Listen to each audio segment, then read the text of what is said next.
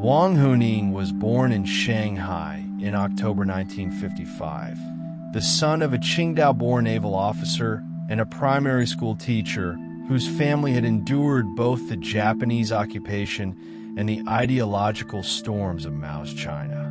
From boyhood, he displayed two seemingly incompatible passions: an austere devotion to the Chinese classics, which he copied in elegant brush calligraphy, and an almost clinical curiosity about modern theories of power.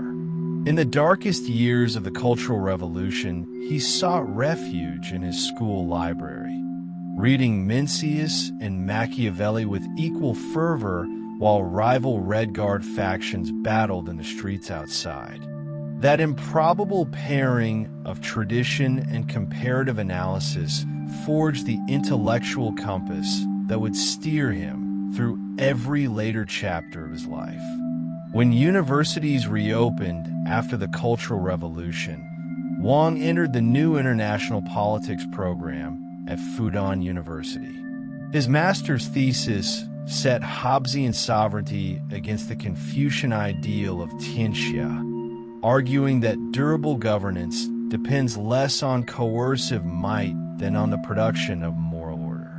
The manuscript circulated beyond campus and reached the Shanghai Party Committee, which recognized in the young lecturer, soon the youngest dean in Fudan's history, a rare ability to translate China's historical memory into the idiom of contemporary political science without sacrificing either.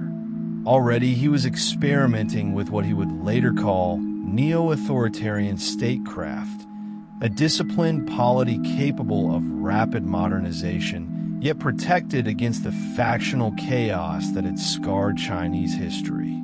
A pivotal turn came in 1988, when Wang spent several months driving across the United States on a research grant. He visited Silicon Valley startups, Ivy League campuses, Pentecostal churches, and inner-city neighborhoods, concluding that America's technological dynamism was shadowed by moral fragmentation and political gridlock. The resulting book, America Against America, warned that unrestrained individualism could undo even the most powerful state, a lesson he felt China had to heed as it raced toward prosperity. Modernization, he argued, must be guided by a cohesive cultural narrative or would crumble under its own centrifugal forces. In 1995, Wang accepted an invitation to join the Central Policy Research Office in Beijing, the Communist Party's most secretive think tank. Within 7 years, he rose to director, the first outsider from academia ever to hold the post. And from that low-profile perch, he helped craft Jiang Zemin's 3 Represents, Hu Jintao's scientific outlook on development, and Xi Jinping's signature formulae, including socialism with Chinese characteristics for a new era and the Chinese dream. Wang's role was to distill sprawling social realities into concise ideological stories that could mobilize policy, propaganda, and public expectations all at once. His intellectual method fuses disparate sources into a single conversation about how political communities endure. From the Confucian and Legalist classics, he takes the binding force of Li, the ritual order that makes society cohere without constant coercion. From Weber and Schmidt, he extracts the imperatives of institutional capacity and sovereign legitimacy. The synthesis is a civilization state doctrine. China is not merely a country or an ideology, but the living political expression of a cultural continuum stretching from antiquity to 5G networks. The party in this scheme is both guardian and active producer of that continuum, charged with orchestrating economic growth, technological advance, social welfare, and value consensus into a single national symphony. Wang's fingerprints appear across the policy lexicon of the 2010s and 2020s. Comprehensive deepening of reform, ecological civilization, a community with a shared future for mankind, and most recently, Chinese-style modernization. Each phrase packages a strategic agenda inside a civilizational metaphor, inviting technocrats to translate lofty vision into sectoral targets while reassuring the public that change serves an ancient mandate. Colleagues describe Wang as ascetic. He neither smokes nor drinks, seldom travels abroad, and revises leadership speeches in longhand through the night in Zhongnanhai's lakeside offices.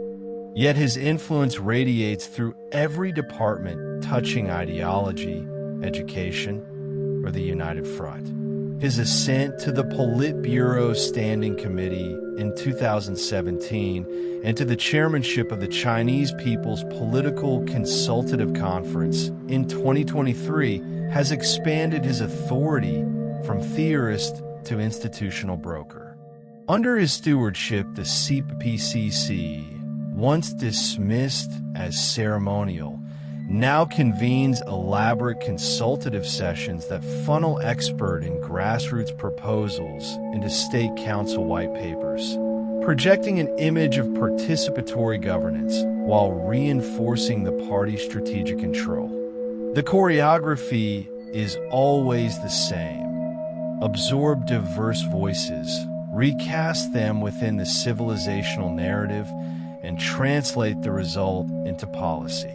Western critics often portray Wang as the quintessential authoritarian intellectual who closed power in philosophical sophistication. Yet that label obscures the anxiety that drives him: fear of national disintegration. The collapse of the Qing dynasty, the warlord era, and the Soviet implosion have convinced him that pluralist competition alone cannot guarantee stability.